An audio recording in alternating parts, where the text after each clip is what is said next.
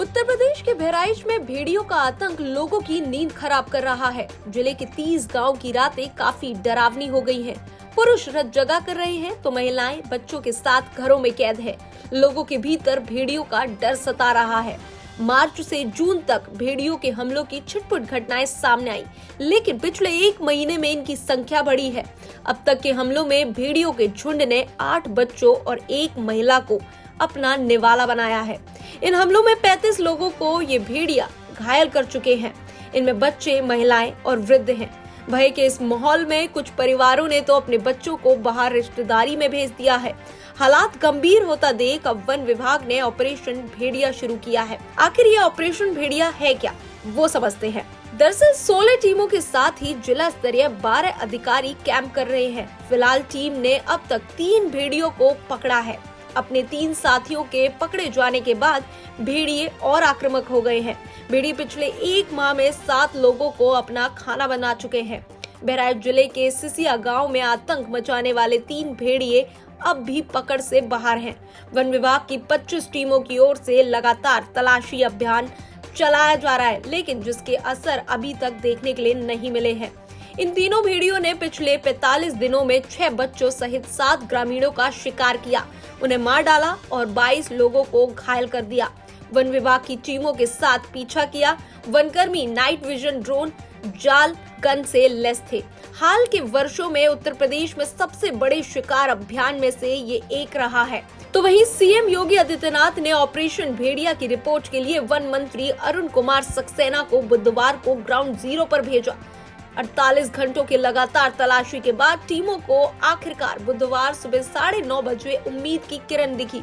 Drone ने सिसिया गांव गन्ने के खेत में 3 भेड़ियों को देखा।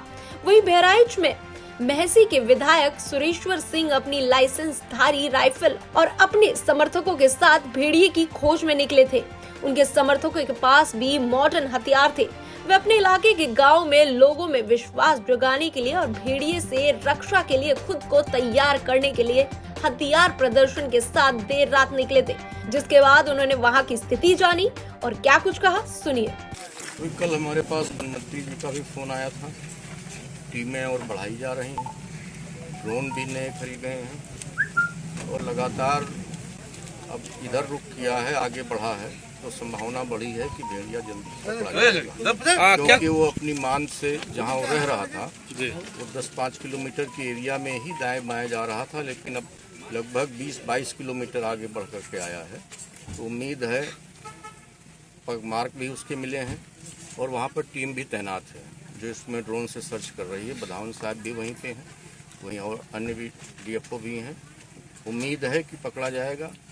माननीय योगी आदित्यनाथ जी भी इसकी समीक्षा कर रहे हैं, उन्होंने कड़े निर्देश दिए हैं। और आपने देखा कि इसी केस से संबंधित 2 बार प्रमुख वन संरक्षक आदरणीय रेणु सिंह जी आ चुकी हैं। अब आप समझिए कि कितनी गंभीरता से ले रही हैं। घटना घटी है, वैसे डीएमएसपी आई हैं, सारे अधिकारी आए हैं, रात में ही डीएफओ आ गए हैं, सर्च किया है, एसओ साहब आ गए हैं और कम से कम हमारे ख्याल से 150 से ऊपर की संख्या वन विभाग की, चाहे श्रावस्ती की हो, चाहे गोंडा की हो, चाहे बहराइच की हो, चाहे बधावन साहब नेतृत्व कर रहे हों, सब लोग लगे हुए हैं। सरकार पूरी निष्ठा के साथ और ईमानदारी के साथ अपने अधिकारियों कर्मचारियों के साथ लगी हुई है और निरंतर जागृत कर रही है। ये नया क्षेत्र चुन लिया। उधर दबाव जब बढ़ा और रात में हो हल्ला होता रहा, लोग जगते रहे, तो आगे की तरफ बढ़ा है। अब आगे की तरफ बढ़ा है तो उसके पकड़े जाने की संभावना भी है। विधायक जी, आप जो बंदूक लेके चल रहे थे उसके ऊपर जो है अखिलेश ने तंज किया, उस पर क्या कहना चाहेंगे? अगर वो लोग भी इसी तरह से जनता के साथ खड़े रहते, जनता का सहयोग करते दुख सुख में, तो आज उनकी स्थिति ये न होती।